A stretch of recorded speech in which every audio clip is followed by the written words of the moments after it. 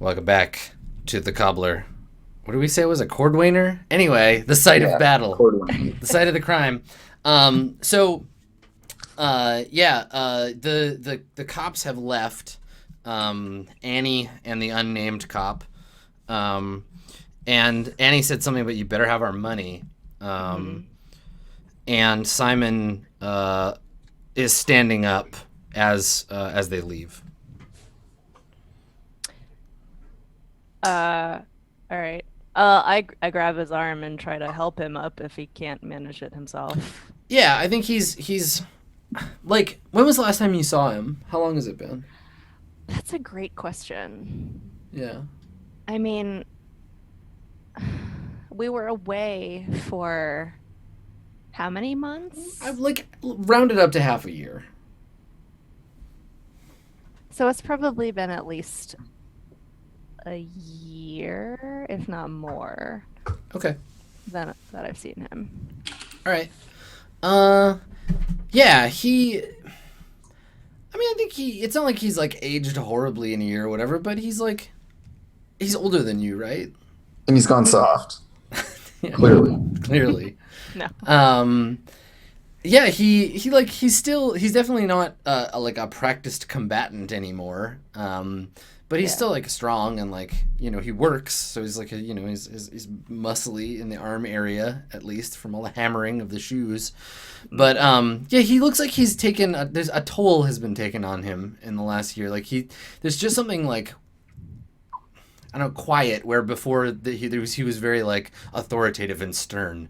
And yeah, he stands and he takes a handkerchief out of his like tool like apron, like wipes at his forehead, and he looks at you and he says, "I didn't expect to find you in my basement."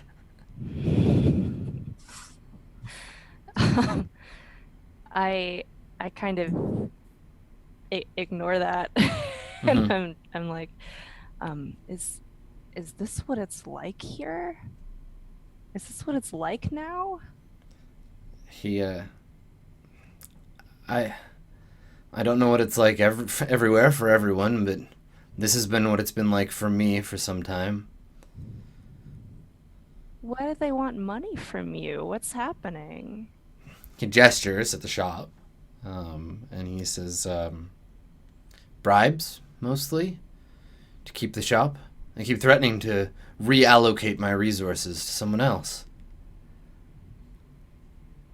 But you're the best.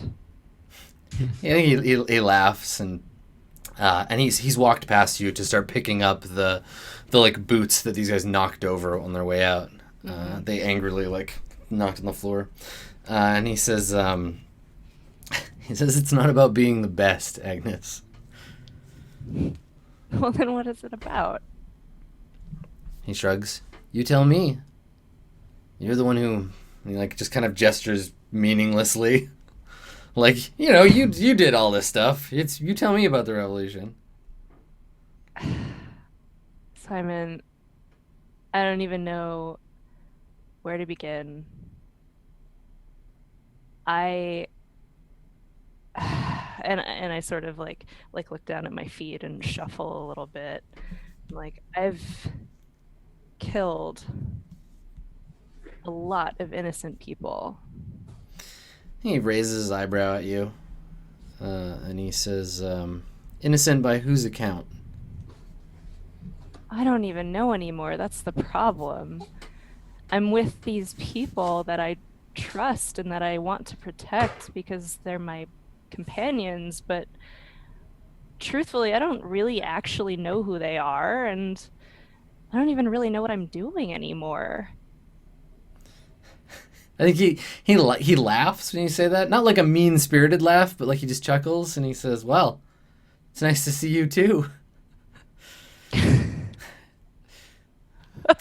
He's like, "It's fine. No, how are the kids? No, how's the shop? Just existential terror, huh?" Well, Yeah. and he like kneels down to pick up another pair of boots and put them on the shelf. And he says, "Well, I suppose we all have our problems. They talk about you though." I like slump down on the floor. I just like sit down on my butt and like plop down. Like, who talks about me? He gestures kind of over his shoulder. People like them? Politicians? Did you see the poster downstairs? I pulled it off the side of a wagon the other day. Thought it was a good likeness, though. They got your nose wrong. No, I missed that. I Why were they so angry with me? What's the deal? I thought we were trying to do something good here, and now the people who are representing the revolution are crooks, it seems. He kind of shrugs. And he says, this is the way of things. You replace one set of crooks with another, and hope they're better than the ones you had before, but...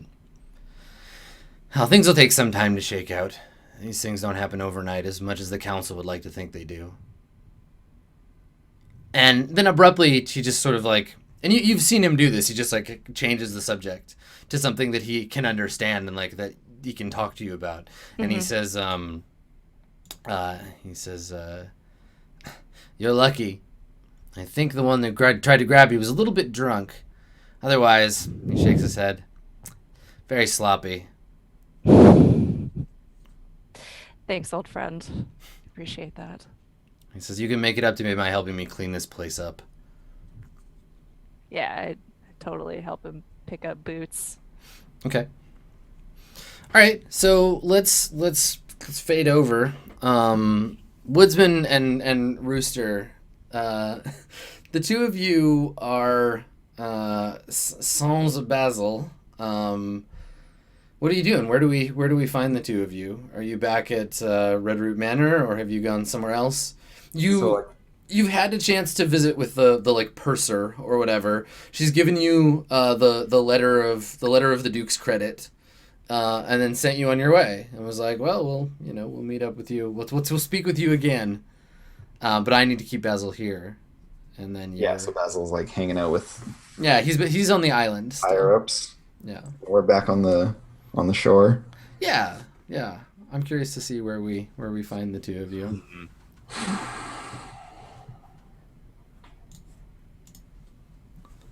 Rooster like doesn't know what to do with himself. Yeah, I mean, as it stands, a woodsman has no real motivations. So you're both just standing there on the dock, like, well, without Basil to boss us around. Yeah, so I think maybe Rooster like speaks up first, and he's just like, what now? I think I like sort of stand and like maybe turn away from Rooster, looking out at the water. If we're assuming we're on the dock. Yeah, sure. You're in the dock area. And it's like busy, and there's like ships in the dock and everything. Yeah. And I think I stand there for like a long while, and then say, without turning back to him, we could fish.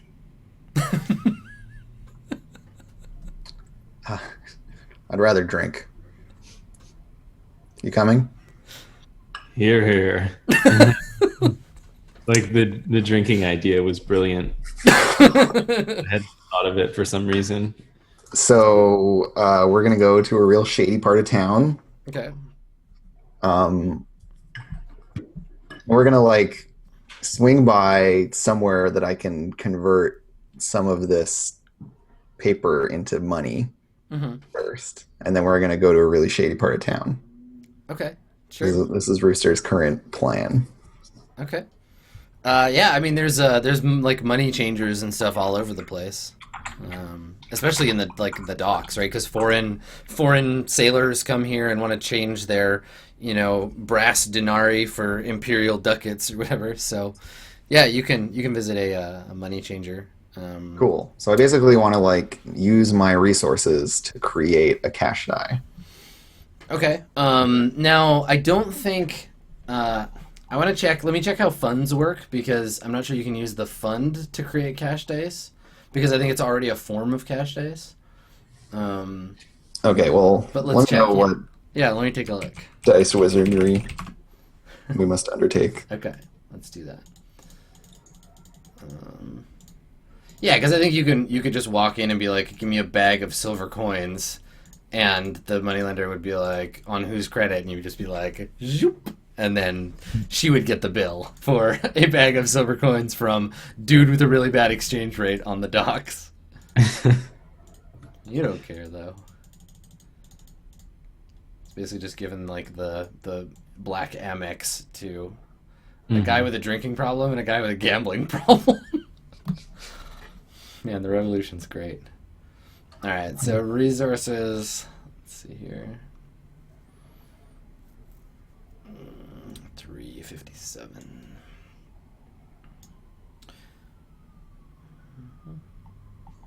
Yeah, here we go. Okay. So, fund gives you cash and funds, property accounts, goods, and cashes. A substantial infusion of wealth, large sum of cash, property, whatever. Durable boons that provide bonus from 1 to 10 dice, so this is a 3-die fund, not depleted like cash. However, if you're taxed, then it gets taxed first, so if you fail. Okay, cool. So basically you just treat it as if you have 3 extra resources when you need to make a roll. Yeah. And so then what's the normal rules for like generating a cash die? So generating cash, you can produce cash from your resources. An Ob2 test creates 1 die of cash. So you can use the fund to create cash, but you risk taxing the fund. So that's what's up. Nice. You're just going to go try and like pull a scam and just be like, yeah, but we need some liquid capital on this shit. Well, yeah, it's like, I don't want to take this thing to every, Tom, Dick, and Harry in the marketplace or whatever. I just want some money. Yeah. And I go, spend that money. Okay. So an Ob2 resource test generates 1 die of cash. An Ob4 resource test generates 2 dice of cash. You currently have 0 resources and a 3-die fund. Yeah. So you can make an Ob2 test to try to generate 1 die of cash. If you succeed, you've just turned nothing into money. If you fail, you'll still get the cash, but you basically just withdraw it from the fund. Mm-hmm. Okay. Yeah. Okay. Is the woodsman cool with this plan? Essentially, like I'm just like, let's go like make this into money. Is basically what Rooster says, and then walks off. Yeah, I think as long as I'm thinking you're still interested in spending it on drink. It's like let's. It's not like I'm gonna go spend all this money or anything. Yeah, I'm following. Okay, cool. I'm not that pleased about it, but I'm following. All right, well let's. As long as I get liquor out of this. Yeah, it's not the cash you care about. It's what we're going to turn the cash into. Is there anything that I can do in terms of a linked test or getting help or anything else like that? You can, if you make a. I assume like haggling or something. Yeah, you can make haggling. Yeah, players are free to haggle over resource obstacles. You test haggling versus haggling. Fork is appropriate. If the buyer wins, you can reduce the price of the item in question, but you're not buying anything. You haggle for stuff. Okay. But you can make a linked test if you have a wise that's appropriate, or if you have accounting to try to get a bonus die on the test. Okay. Well, I don't. Okay. You don't have moneylender wise or. What? Currency wise or why would I have that? It's your background. Yeah, totally. Usury wise. Okay, so shit. Okay, so it's just down to the roll. It's 3 dice versus Ob2. What are the odds? It's gonna happen. Someone somewhere knows, but not me, because numbers. If I can get a success on this, though. Yes, you can mark a success and you'll get 1. I become a one resource man of the world. A sudden man of leisure. You can afford to sleep on the street with a blanket. All right. This is important for the Rooster. Yeah, totally. If I had persona points left, I would spend them on this, but I can't. Yeah. So you go in. The two of you go into a dockside money lenders, slam the letter on the barrel, and are like, "Give me some fucking cash." So yeah, pretty much. Let's see how it works. Oh wait, what? I'm incapacitated. Why did you have a wound set incorrectly? Or no, I have no. What? Let me look at your character sheet. You pass out. Weird. You horribly wrong. just walk in and fall asleep. That's. Let's see. You just like reset it. Yeah, let me. I like that. That's the character sheet is right. You're probably incapacitated. Oh, you know what it is? I What's rolled 0, maybe. Oh yeah, you're not allowed to I have roll 0 resources. dice. Yeah. Okay. Okay, so I'm just gonna roll. Yeah, just roll the dice themselves. That's really funny. Okay, so you got your 2 successes. Good work. Is this open-ended? If I get more successes, do I get anything? No. Okay, Yeah, great. there's no reason to spend fate on this roll. Well, I just passed a resources test, so now I have resources 1. All right, so I think we get one of those like we get those like one of those smash cut scenes where it's like you two looking at each other, then the door slamming open, you slamming the thing on the desk, like this big like pale pasty dude putting glasses on and looking at it carefully, him slamming a bag of coins on the table, you grabbing it, the two of you high-fiving and leaving the place. Yeah, I like clap a hand on the woodsman's shoulder and smile. Nice. And then go into like the worst part of town, the absolute worst part of town, because this is where Rooster likes to party. Okay, so we cut to that. Tell me about the place where you take the woodsman. Okay, well, first of all, it's like an illegal gambling house. Okay. Is this like John Booker's establishment, or is this some other place? It's some other place that I don't realize that he owns. Okay. You know, like I'm not aware of how like big his slice of the pie. Right. Okay. Cool. We'll go to some other place, but I've probably fucked it up. And yeah, I'm imagining like a bit of the like speakeasy era kind of stuff. So it's not obvious what it is from outside. Yeah, and you have to kind of like know passwords or stuff like that. It was also this book I'm reading right now is about like stuff specifically in Vancouver, but there used to be like mahjong houses and stuff in Chinatown, which were disguised as like benevolent societies, and they would have a fake middle floor. So from the outside, the building would appear to have 2 floors, but there were actually 3 floors, and then the like fake middle floor was where all the gambling happened. And so it's like this like claustrophobic, slightly too short-ceilinged secret level inside of a like townhousey kind of building. Cool. Where a bunch of people like huddled way too close, play various, like card or whatever other kind of games. Nice. That's awesome. And yeah, like on the outside, it's, pick whatever foolish front they have. They have some ridiculous front for what it is, but yeah, it's probably like an herbalist shop or something, or like a curio shop in like the Stygian ghetto or whatever. Like it's the place where people from because remember we talked way early on about there's this country where it's rumored that people have access to sorcery. Yeah, like where that guy got his printing press wizard from. That's right. Yeah. So it's probably like a Stygian ghetto or something, and people avoid it because it's you don't want to go there, you get turned into a fucking newt. But like actual people live there and stuff from Stygia. It's a place like any other. Yeah. So you're there in this place, and you've been here before, so they recognize you, obviously. Yeah. The secret knock. And my name is my name. They recognize me. Yeah. Okay, so the two of you are there. Woodsman, how are you feeling about this? Or are you just like antsy to get some booze in you? I think whenever Rooster is like trying to like goad me on and stuff, I'm not really receptive to that excitement. He puts his hand on my shoulder. I'm just sort of like slowly like okay, Rooster, or whatever. But like I'm also like, let's go. And like, I'm interested in like, striding up to the bar, and I think that's probably the first thing I do as soon as I walk in. Try to find that. Okay. Cool. So I think in this place, so you mentioned that it's like kind of like low. There's probably a lot of like soot on all the like ceilings. I imagine that it's probably like not just straight up like you go there and have whiskey. They probably have like stranger stuff, like weird narcotic tea or something is their like specialty. And each table has this is totally thing. So each table has a lantern that like hangs over the table, like an iron lantern. These like Stygian lanterns are a thing. And on the table in the middle, where you would expect there to be like, I don't know, like condiments or something, there's like little bowls of different colored powder, and depending on what you want them to bring you, you like put the powder into the lantern and it burns a different color. So like the whole place has this very eerie kind of like I think the colors are all like a dark blue, or like kind of a sickly green, or like mustard, and kind of an umber color. So you walk in and it's like kind of smoggy and like low and crowded, and full of the kind of strange language of the Stygians, and all these lanterns are like burning in these like strange different lights.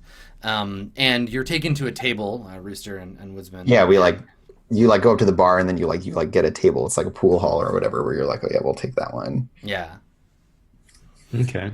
And are either of us familiar already with the like protocol with the lights? I think maybe Rooster kind of knows, or thinks he knows. I don't think I would know. Yeah, so But- you're a practiced drinker, but not like a worldly one. Yeah. Okay. All right. Yeah. So, yeah, Rooster, I think you remember. You're like, we don't do the black one. That's the bad Yeah, like- shit. Just like, you don't want, unless you want to wake up somewhere else, don't use any of these. Exactly, the powdered lotus or whatever. That shit'll fuck you up. God, that's so cool. I can't believe you just made that up. That's so like Philip K. Dick or something. Yeah, Awesome. I'm sure bits and pieces of it are from other things I've read or seen, but yeah, reconfiguring them in this particular way. Love it. Okay, so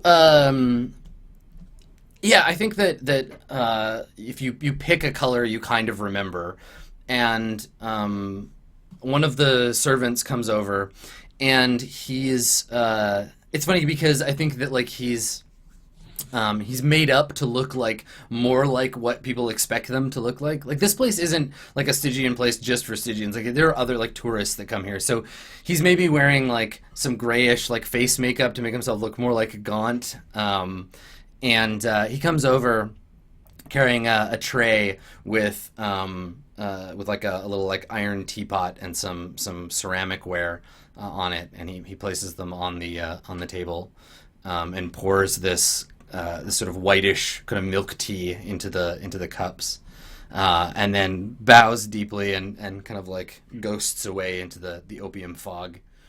And on the table, what kind of like, you mentioned mahjong, so I was thinking that like there's a particular game that gets played here. Is it like a tile game, or is it a card game? Like what does that look like?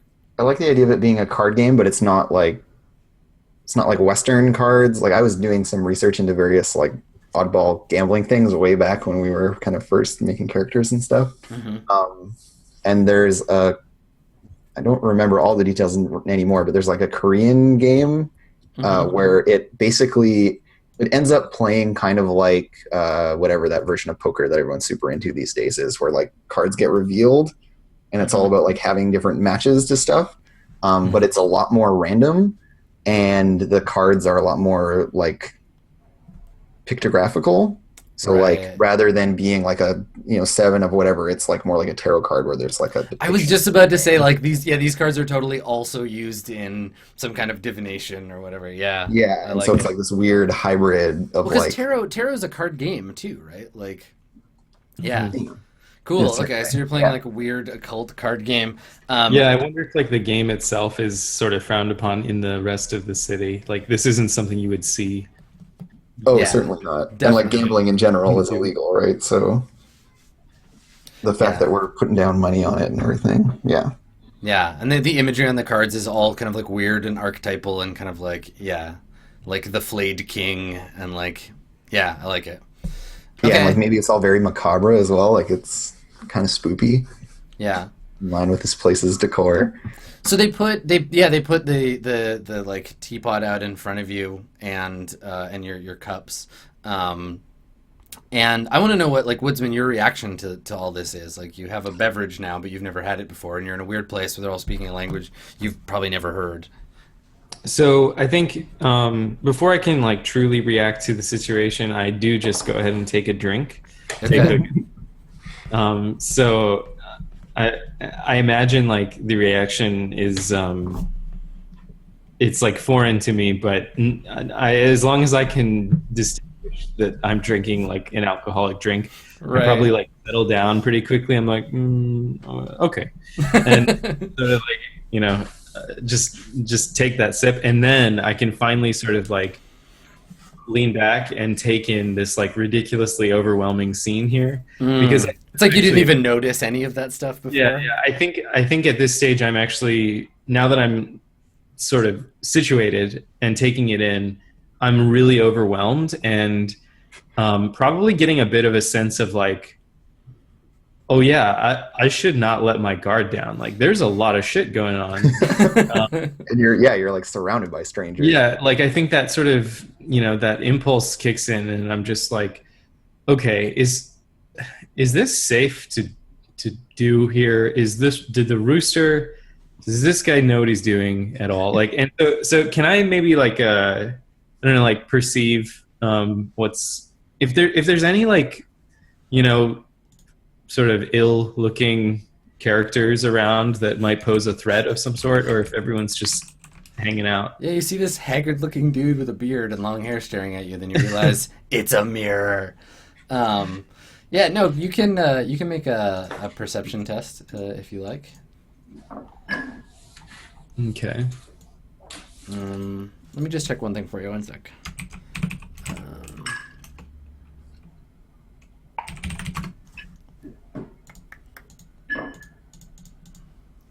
I'm just seeing the page something's on 286. Okay.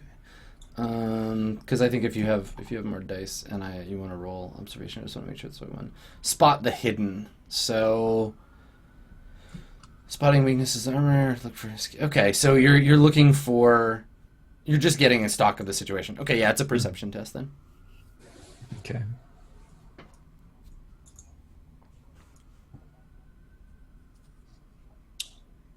What obstacle? Just roll it as against obstacle 1. Holy shit, you're so perceptive. All right. So why don't you ask me questions about the place, and I will answer them for you. Okay.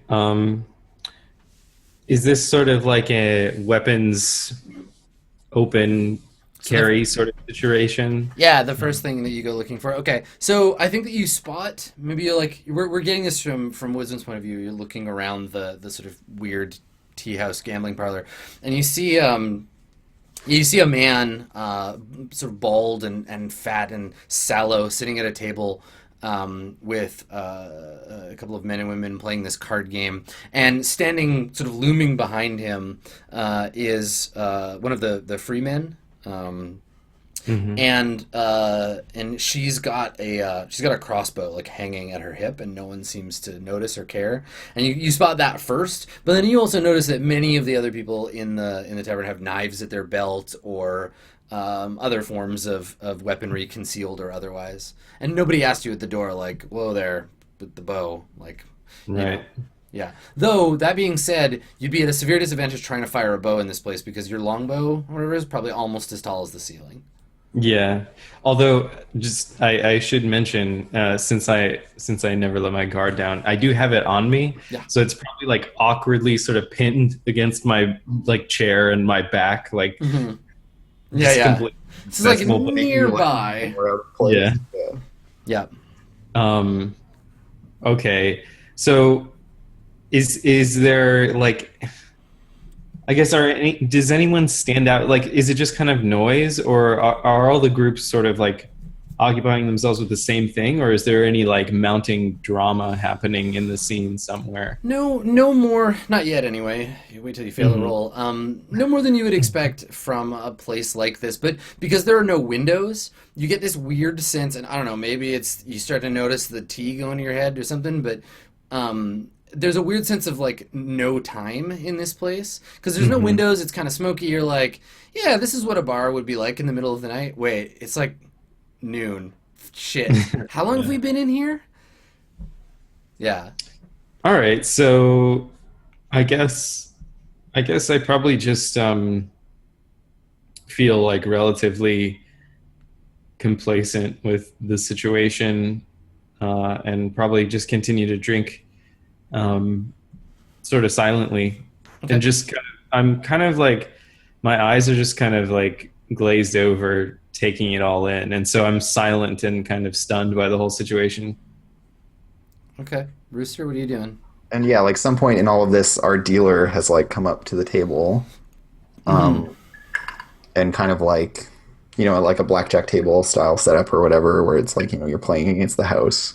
Hmm. I've started playing this game.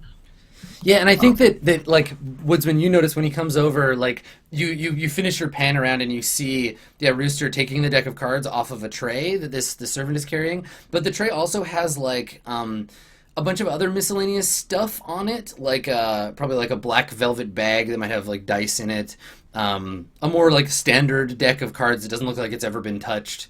Um, Hmm. and probably like some other weirder like games that you don't recognize. Rooster, you're just picking your favorite, but I think you've probably played all of them at least once. Hmm. Okay, so maybe you're like when you like take the deck from the servant. And it's my favorite because it's the most random. Yeah. It's like just gets right into the, gambling addict vibe. Hmm. Cool. So hilariously, my character does not have the gambling skill. You just go on natural talent. Yeah, so I'm gonna start learning gambling. Okay.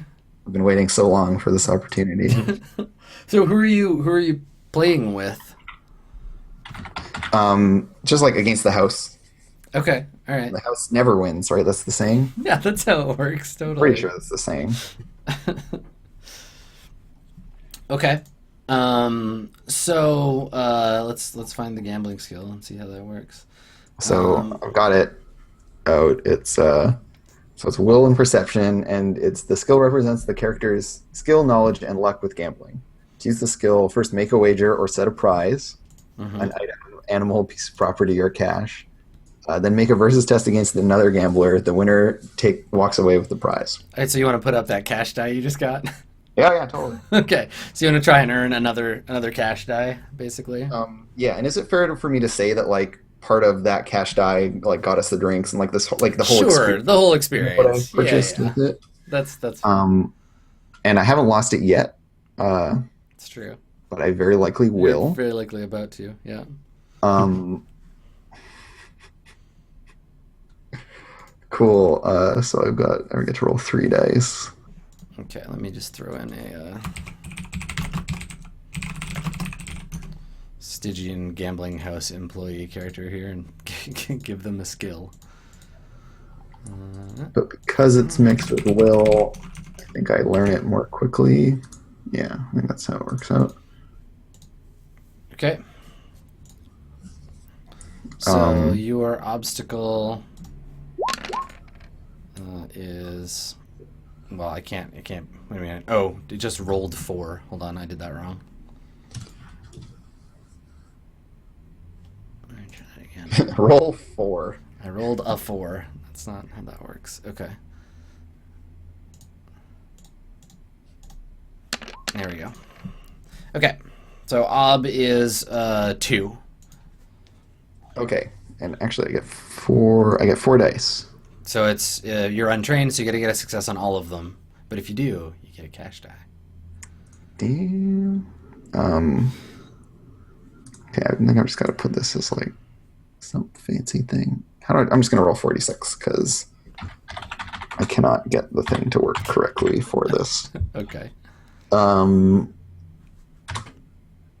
1, 2. You got 2 successes. You can reroll that 6. I'll spend a fate. Okay. You never. I mean, I'm gambling after all. Yeah. Sorry, crunching all the numbers here. I think while he's like considering this move, I'm like, you know what you're doing, Rooster? Evidently not.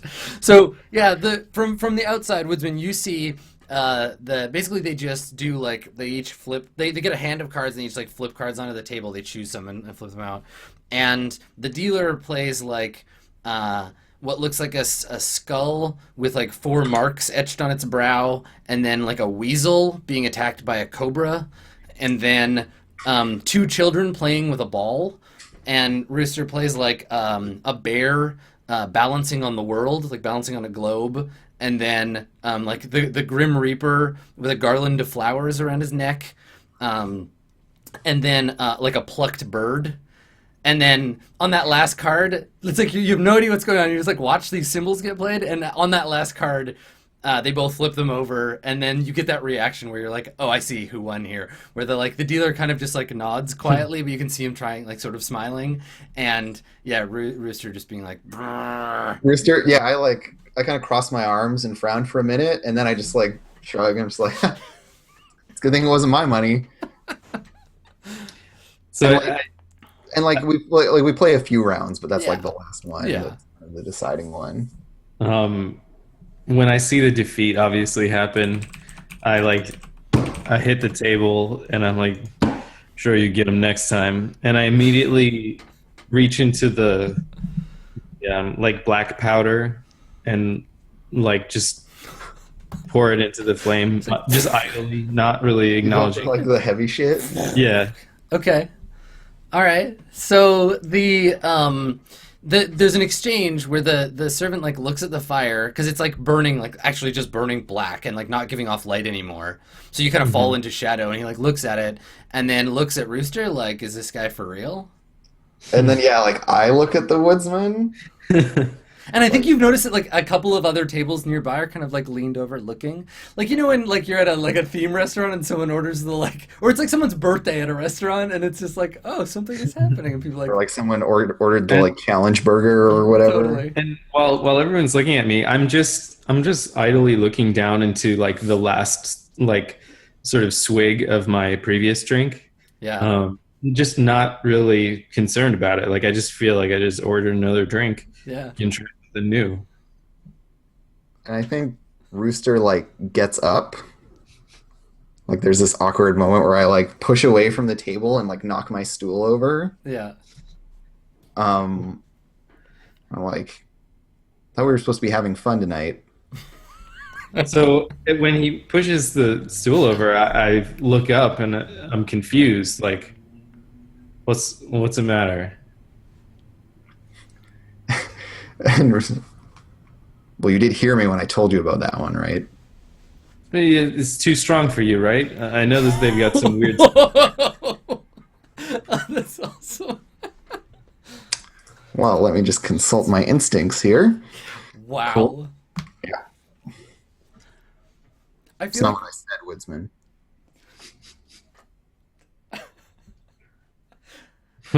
Wait, what did you say?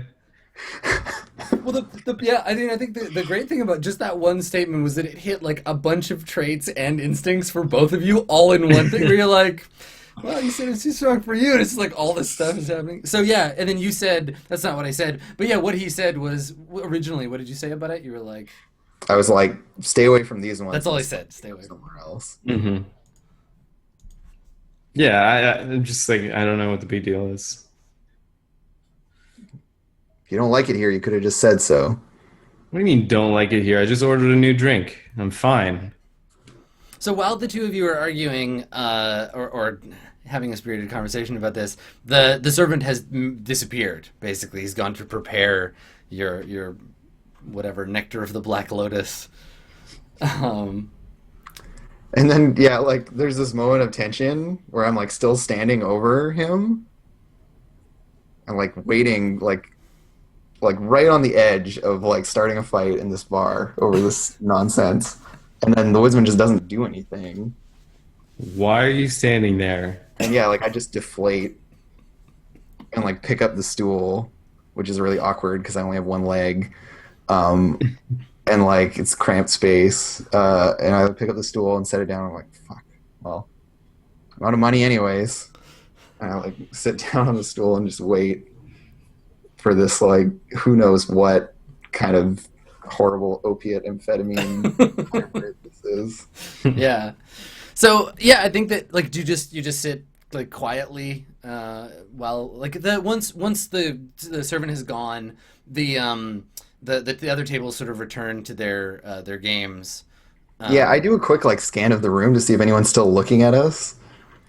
Yeah, I think they've turned away now because they're like, oh, this is for real. Like this is gonna happen. All right, wow. And then they're like, okay, we're just gonna pretend we don't see this happening, and have all gone back to playing their games. And yeah, after a moment, the servant comes back holding a tray in one hand and a like an urn in the other, and the urn is like there's like steam coming out of the top, like a carafe. And on the tray there are two like clear glass like bowls. Basically, they're not like cups, they're like bowls. And he sets the bowls down on the table, and in the bottom of the bowl there's like a perfectly formed, like it looks like it was just like cut from the plant moments ago. It's like perfectly formed like black flower. It's like a lotus, and in the middle, the like main body of the flower is this sort of like honeycomb looking little like pod. And yeah, again, like it's like glistening almost. And they fill up the bottom of these glass bowls, and he sets the bowls down in front of you, and he pours. He has this like urn or whatever, and he pours what looks like just boiling water onto them. And when the water touches them, they basically immediately just turn to like dust in the bowl. This sort of like faint whitish like mist comes up off of the lotus as it disintegrates in the water. He finishes. He pours exactly like the carafe has exactly enough water to like fill both the bowls, and then he stops. And he's taken out of his robes like a silver bell, and he like rings it over his head 3 times and places it back in his robes, nods deeply, and then claps twice and then walks away. And there are these bowls, and you can hear, and you don't know if it's like again like the weird fumes in the place or whatever, but you hear the faint like ringing sound of like someone like pinging their fingernail on a like a crystal glass. You just hear this faint like ringing, and it seems to be coming from the bowls. Awesome. Yeah. So first of all, out of character. Yeah. A+ visual. Thank you. But okay, in character, I think like as that process ends, I sort of like lean to Rooster, like and whisper like, if I wanted to have some flower juice, I would have ordered flower juice. What is this? What is this? And like very aware of how like observed we are, I don't turn to look at him, and I just say, "Well, I hope you find me on the other side of this, woodsman. Good luck." I guess I'm just like, all right, well, bottoms up, and. I guess I'd take like a bowl and take a sip. Okay. All right. So you both just kind of like look at each other and are like, cheers. Yeah, I don't look at him or acknowledge him. I just let him like, you got me into this. Okay. And Rooster just like goes for it. Okay. So there's a faint, like as you sort of dip your head towards the bowl, there's a scent of like a heavily like incensed sort of smell. There's something vaguely like funereal about it, and when the fluid, like the water, touches your lips, despite the heat from the bowl, like it was boiling water, there's steam coming off of it. The fluid hits your mouth like ice cold, like it's a complete like flip on what you expect. It's sweet and cloying in a way, but there's kind of like a smokiness to it. And it's really good. Like it doesn't taste like bad. Like you want to drink it.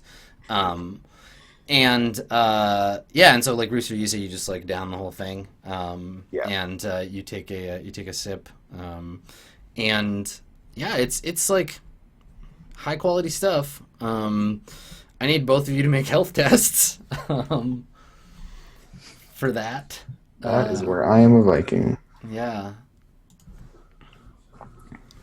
So I'm going to say OB 3 health tests for both of you, please. Great. I still have health 1. You have health 1. You're terrible at health. Well, yeah, I mean, it's gray shaded. It's true. Yeah, you have heroically low health. I'm still a beast, but in this particular case, it doesn't help me. Shit. Yeah. Okay. Looks like you're both gonna fail. Oh god. I'm most certainly a failure in this regard. Okay. All right. Well, I mean, maybe like let's cut to break there. I want to give us a minute to like process this. And we'll cut back and see what happened on 2 failed health tests on drinking the juice of the forbidden lotus. Awesome. When we get back. So, okay, everybody, go get yourself a drink, and we'll see you in a few minutes. Stick around.